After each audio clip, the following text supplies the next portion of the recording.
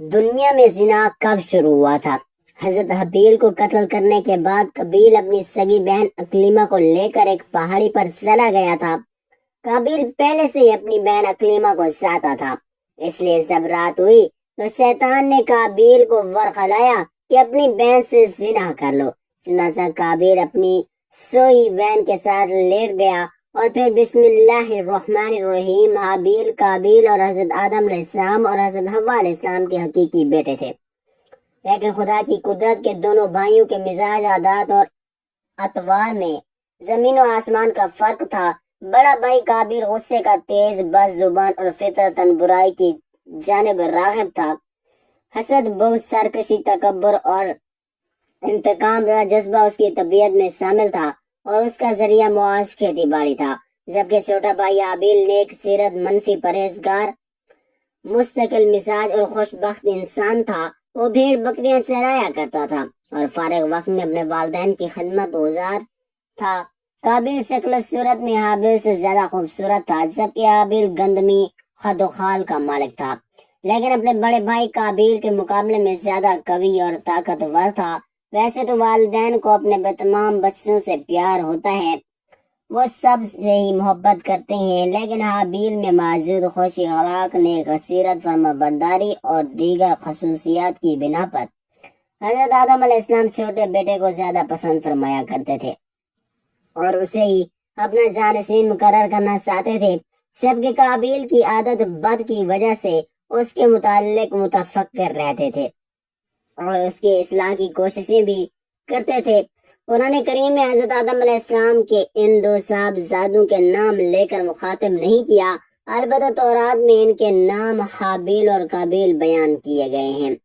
ان کے واقعے سے متعلق حافظ علامہ امام الدین ابن کثیر نے سند کے ساتھ ایک روایت نقل کی ہے۔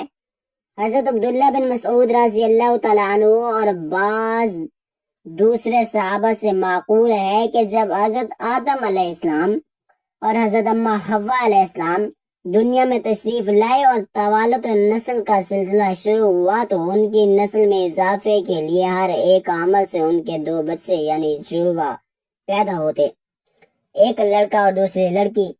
بہن بھائی ہونے کی وجہ سے ان کا آپس میں نکاح حرام تھا، چنانچہ اللہ تعالیٰ نے اس وقت کی ضرورت کے لحاظ سے حضرت آدم علیہ السلام میں یہ خصوصی حکم جاری فرما دیا تھا کہ حضرت حوا علیہ السلام سے تمام پیدا ہونے والے لڑکے اور لڑکیوں کا عقد دوسرے وقت میں پیدا ہونے والے تمام بچوں سے کر دینا جائز ہے۔ اسی حکم کے مطابق قابیل اور حابیل کی شادی ہونا تھی۔ قابیل عمر میں بڑا تھا اور اس کے ساتھ اس کی جو ہمشیرہ پیدا ہوئی وہ حابیل کے ساتھ پیدا ہونے والی ہمشیرہ سے بہت زیادہ حسین و جمیل اور خوبصورت تھی۔ جب نکاح کا وقت آیا تو جب حکم حابیل کے ساتھ پیدا ہونے والی ہمشیرہ قابیل کے حصے میں آئی، لیکن چونکہ وہ خوبصورت نہیں تھی، چنانچہ قابیل نے اس سے شادی سے انکار کر دیا۔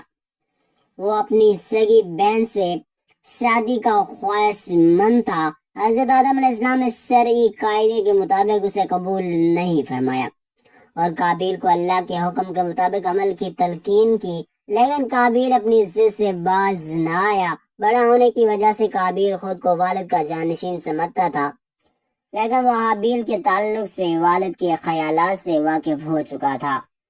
اب قابیل کی شادی کے فیصلے نے اسے حابیل کا دشمن بنا دیا تھا۔ حضرت آدم علیہ السلام نے جب دونوں بھائیوں کے درمیان یہ تنازع دیکھا تو رفع اختلاف کے لیے دونوں بھائیوں کے لیے یہ تجویز پیش کی کہ تم دونوں بارگاہ خدا بندی میں اپنی اپنی قربانی پیش کرو، اللہ تعالیٰ تم دونوں میں سے جس کی قربانی قبول فرما لے گا اس لڑکی کی شادی اس سے کر دی جائے گی۔ حضرت آدم علیہ السلام اس بات کا یقین تھا کہ قربانی اس کی قبول ہوگی جس کا حق ہے، یعنی حابیل کی۔ اس زمانے میں قربانی قبول ہونے کی ایک واضح اور کھلی علامت یہ ہوتی تھی کہ آسمان سے ایک آگ آتی اور قربانی کو کھا جاتی، اور جس قربانی کو آگ نہ کھائے تو اس کے معنی یہ ہوتے ہیں کہ وہ قربانی اللہ کے حضور قابل قبول نہیں ہوئی۔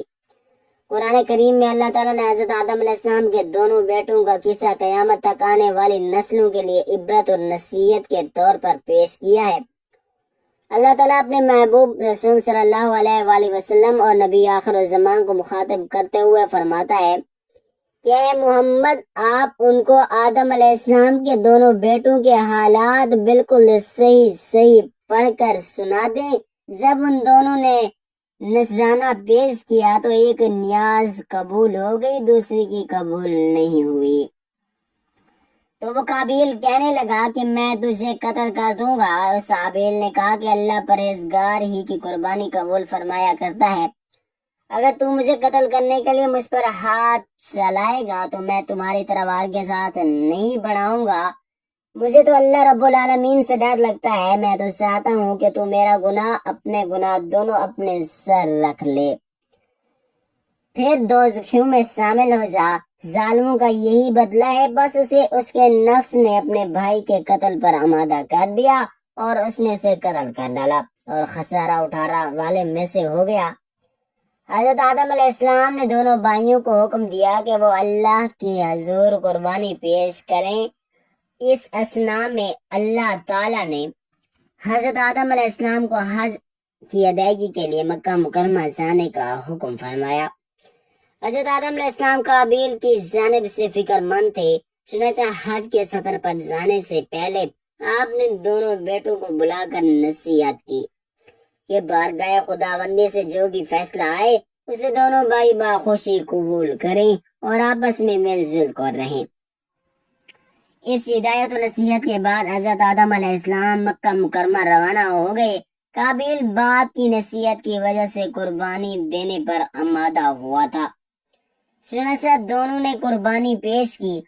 حابیل بکریوں والے تھے، چنانچہ انہوں نے ایک نہایت خوبصورت اور صحت مند بکرا اللہ کی راہ میں قربانی کے لیے پیش کیا، جبکہ قابیل کیونکہ کھیتی باڑی کرتا تھا اس لیے اس نے قربانی کے لیے فصل کا ایک گٹھا قربانی میں دیا۔ اللہ نے حابیل کی قربانی قبول فرمائی مگر قابیل کی قربانی قبول نہیں ہوئی۔ اس زمانے میں قربانی کی قبولیت کی علامت یہ ہوتی تھی کہ آسمان سے ایک شعلہ نیچے اترتا اور وہ قربانی کے لیے پیش کی گئی شے کو جلا کر راکھ کر دیتا۔ اس کا مطلب یہ تھا کہ اللہ نے قربانی قبول فرما لی۔ یہ دیکھ کر قابیل غضبناک ہو گئے اور حسد کی آگ میں جل کر بولا، میں تجھے زندہ نہیں چھوڑوں گا، میں تجھے قتل کر دوں گا۔ اس پر حابیل نے کہا، بھائی جان، اس میں میرا کیا قصور ہے؟ یہ تو اللہ تعالیٰ کا قاعدہ ہے کہ وہ صرف اپنے متقی بندوں کی قربانی قبول فرماتا ہے۔ اگر آپ مجھے قتل کرنے کے لیے اپنا ہاتھ چلائیں گے تب بھی میں آپ کو قتل کرنے کے لیے اپنا ہاتھ نہیں چلاؤں گا۔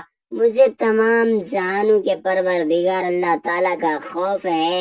اگر آپ اس انتہا تک پہنچ جائیں کہ مجھے قتل ہی کر دیں گے تو آپ اپنے گناہوں کے ساتھ ساتھ میری خطاؤں کا بھی بوجھ اپنے سر اٹھائیں گے۔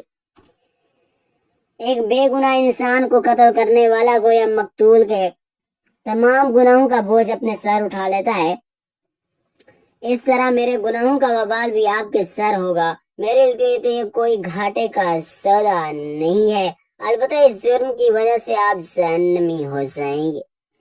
ایک طرف اللہ کا خوف، نیکی کا جذبہ، خون کا رشتہ، دوسری طرف شیطانی ترغیب، حسد کی آگ اور نفسانی خواہش کی گساہٹ، اور پھر بالآخر اس اندرونی کشمکش میں اس کا نفس جیت ہی گیا اور اس نے بھائی کو قتل کر ڈالا، جس سے وہ نقصان پانے والوں میں سے ہو گیا۔ قابیل نے حابیل کو کیسے قتل کیا؟ حضرت عبداللہ بن عمر فرماتی ہیں، خدا کی قسم، مقتول حابیل قابیل سے زیادہ طاقتور تھا، لیکن اسے حیا و شرم روکے رہی کہ اپنے بھائی کی طرف قتل کے لیے ہاتھ بڑھائے۔ علامہ ابن کثیر قتل کے حوالے سے مختلف احوال تحریر فرماتے ہیں کہ شاید قابیل کے پاس لوہے کی راڈ ہو جس سے حابیل کو مارا اور قتل کر دیا۔ ایک اور قول بھی ہے کہ قابیل نے پتھر کی چٹان حابیل کے سر پر مار کر اسے ہلاک کیا، جبکہ حابیل جب سو رہا تھا قابیل نے بھائی کا سر کو چل ڈالا، اور ایک جگہ یہ بھی ہے کہ قابیل نے حابیل کا گلا گھونٹ دیا اور اس طرح اسے کاٹا جیسے درندے کاٹتے ہیں، جس سے وہ جاں بحق ہو گیا۔ واللہ العلم۔ حضرت علامہ شبیر احمد عثمانی تفسیر عثمانی میں تحریر فرماتے ہیں اگر کوئی ناحق کسی کو مارنے لگے تو جیسا اجازت ہے کہ اپنے دفاع میں ظالم کو مار ڈالے، لیکن اگر صبر کرے تو شہادت کا درجہ ہے۔ حابیل نے اپنے بھائی قابیل سے کہا تھا کہ بھائی میں آپ سے ڈر کر نہیں بلکہ اللہ تعالیٰ کے خوف سے یہ چاہتا ہوں کہ اپنے بھائی کے خون میں اپنے ہاتھ نہ رکھوں۔ قرآن مجید میں مذکورہ شادی کا کوئی تذکرہ ہے اور نہ ہی حضرت آدم علیہ السلام کے صاحبزادوں قابیل اور حابیل کے نام موجود ہیں، بلکہ ناموں کے بجائے حضرت آدم علیہ السلام کے دو بیٹوں کہہ کر پکارا گیا ہے۔ اس قربانی کا ذکر فرما کر اللہ تعالیٰ نے لاش کی تدفین کے بارے میں یوں فرمایا کہ اب اللہ نے ایک کو بھیجا جو زمین کوریدنے لگا تھا، اسے دکھایا کہ اپنے بھائی کی لاش کو کس طرح چھپائے۔ کہنے لگا ہائے افسوس کہ میں اس کوے کی مانند بھی نہ ہو سکا، اپنے بھائی کی لاش چھپا دیتا، سو وہ پشیمان ہونے والوں میں سے ہو گیا۔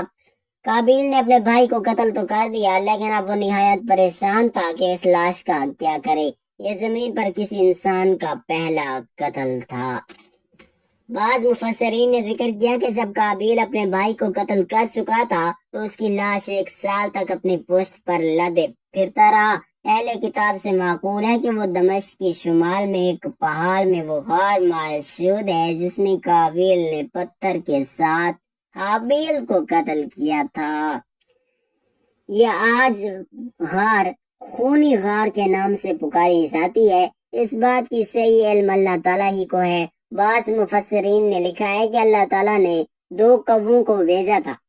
اسماعیل بن عبد الرحمن بن ابی کریمہ مفسر قرآن ہیں اور صدی کے نام سے شہرت رکھتے ہیں۔ وہ اپنے سند کے ساتھ روایت کرتے ہیں کہ وہ کوے دونوں بھائی تھے، پھر دونوں لڑنے لگے تاکہ ایک نے دوسرے کو ہلاک کر دیا۔ پھر وہ قتل کے بعد زمین کی طرف جھکا اور اسے کھودنے لگا، پھر گھڑے میں کوے کو ڈالا، اسے دفن کر کے چھپا دیا۔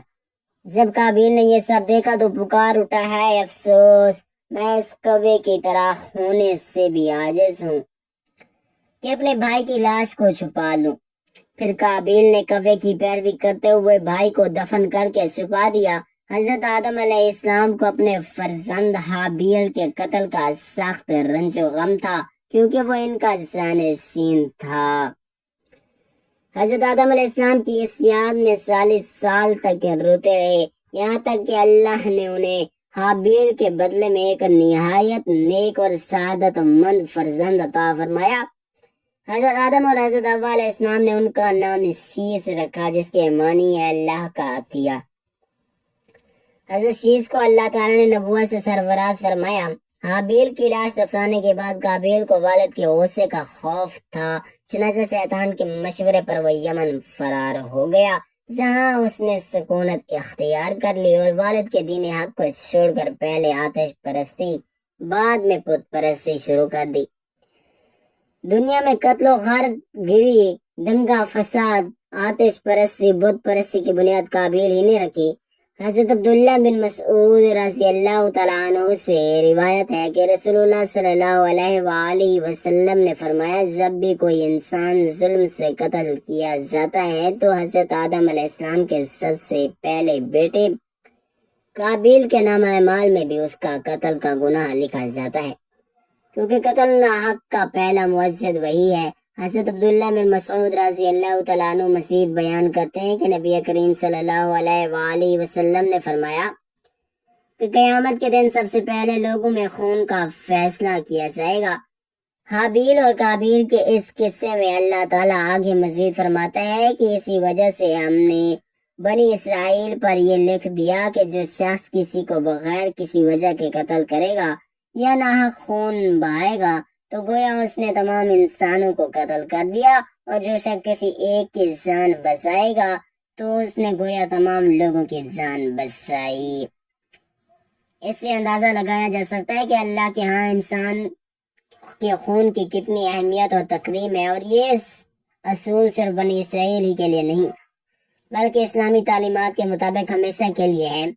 علامہ ابن کثیر فرماتے ہیں کہ قابیل کو حابیل کے قتل کے ناحق کی دنیاوی سزا فوری طور پر اس طرح دے دی گئی کہ اس کی پنڈلی اس کی ران کے ساتھ سمٹ گئی۔ جس طرف سورج کا رخ ہوتا اس کا چہرہ بھی از خود ادھر ہی گھوم جاتا تھا۔ اپنے بھائی کے ساتھ حسد، سرکشی اور گناہ کی وجہ سے اسے یہ رسوائی اور عذاب ملا، جبکہ آخرت کا عذاب سخت اور اپنی جگہ قائم ہے۔ حضرت مولانا مفتی محمد شفیق قرآن کریم میں فرماتے ہیں کہ اہل نظر جانتی ہیں کہ قرآن کریم کا کوئی قصہ، کوئی کہانی یا تاریخ کی کتاب نہیں ہے جس کا مقصد کسی واقعے کو اول سے آخر تک بیان کرنا ہو، لیکن ماضی کے واقعات پر گزشتہ اقوام کے قصص اپنے دامن میں بہت سی عبرتیں اور نصیحتیں رکھتے ہیں۔ تاریخ کی اصل روح ہے اور ان میں بہت زیادہ واقعات ایسے بھی ہیں جو مختلف احکام اور شریعت کی بنیاد ہیں۔ انہی فوائد کے پیش نظر قرآن کریم کا اسلوب ہر جگہ یہ ہے کہ موقع با موقع کوئی واقعہ بیان کرتا ہے، اور اکثر پورا واقعہ بھی ایک جگہ بیان نہیں کرتا، بلکہ اس کے جتنے حصے سے اس جگہ کا کوئی مقصد تعلق ہو تو اس کا وہی ٹکڑا وہاں بیان کر دیا جاتا ہے۔ جب حضرت آدم علیہ السلام کے 2 بیٹوں کا قصہ بھی اسی اسلوب پر نقل کیا جا رہا ہے، اس میں موجود آنے والی نسلوں کے لیے بہت سی عبرتیں اور سبق ہیں، اور اس زمن میں بہت سے احکام شریعت کی طرف سے اشارہ کیا گیا ہے۔ حابیل کو قتل کرنے کے بعد شیطان قابیل کے پاس آیا اور اس کو گھر سے بھاگنے کے لیے کہا۔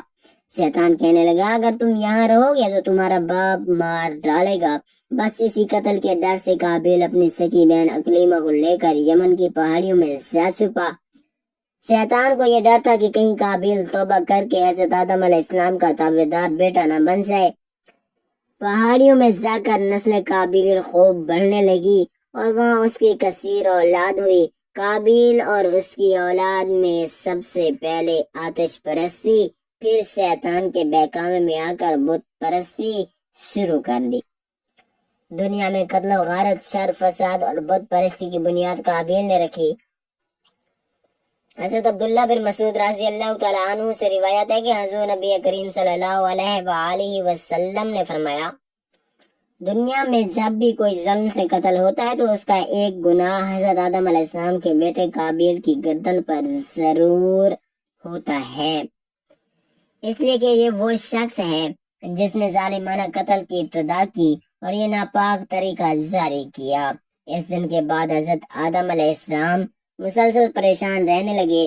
حضرت آدم علیہ السلام اللہ تعالیٰ کی بارگاہ میں دعا کرتے تھے، یا اللہ تعالیٰ مجھے نیک اولاد عطا فرما۔ اللہ تعالیٰ نے حضرت آدم علیہ السلام کی دعا قبول فرماتے ہوئے حضرت آدم علیہ السلام کو ایک لڑکا عطا فرمایا جس کا نام حضرت شیس علیہ السلام تھا۔ حضرت شیس علیہ السلام جوان ہوئے تو حضرت آدم علیہ السلام نے اپنا جانشین حضرت شیس علیہ السلام کو مقرر کر دیا، اور حضرت شیس السلام کو حکم دیتے ہوئے کہا کہ اپنے بھائی قابیل سے ہمیشہ دور رہنا۔ جب حضرت آدم علیہ السلام کا وصال ہوا تو اللہ تعالیٰ کی طرف سے بے شمار فرشتے زمین پر نازل ہوئے۔ انہوں نے حضرت شیس علیہ السلام کو اپنے باپ کو دفن کرنے کا طریقہ بتایا۔ اس کے بعد حضرت حوا کا بھی وصال ہو گیا۔ اس کے بعد زنا کی شروعات ہوئی۔ اس کے بعد ایک وادی میں قابیل اس کی اولاد رہنے لگی۔ شیطان ایک آدمی کی شکل میں ان کے پاس آتا۔